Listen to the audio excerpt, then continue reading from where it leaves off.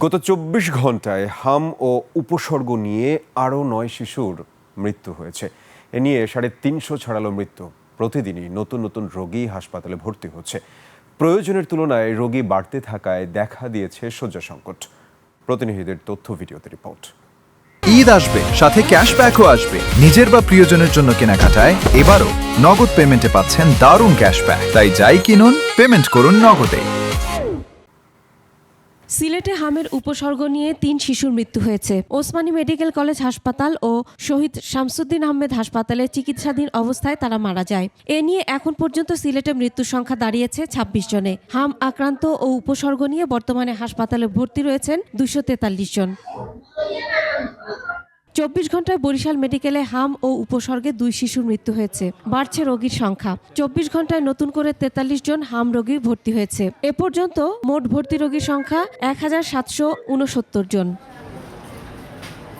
খুলনা অঞ্চলে হাম সংক্রমণ কিছুটা স্থিতিশীল। খুলনা বিভাগে ২৪ ঘন্টায় হামের উপসর্গ নিয়ে নতুন করে ৬৩ শিশুকে হাসপাতালে ভর্তি করা হয়েছে। ঝিনাইদহে ১ শিশুর মৃত্যু হয়েছে। খুলনা বিভাগীয় স্বাস্থ্য পরিচালকের দফতর জানায় ১৫ মার্চ থেকে এ পর্যন্ত বিভাগের ১০ জেলায় হামের উপসর্গ নিয়ে হাসপাতালে ভর্তির সংখ্যা ৩৩৯৮ জন। ভয়াবহ অবস্থা কুষ্টিয়ায়। হামের উপসর্গ নিয়ে ২৪ ঘন্টায় নতুন করে ২৫ জন শিশু হাসপাতালে ভর্তি হয়েছে। শিশু ওয়ার্ডে রোগীর চাপ বেড়ে যাওয়ায় শয্যা ঘাটতি দেখা দিয়েছে। এ পর্যন্ত জেলায় ১১৩০ শিশু হামের উপসর্গে ভর্তি হয়েছে। এ পর্যন্ত ১১ জন শিশুর মৃত্যু হয়েছে।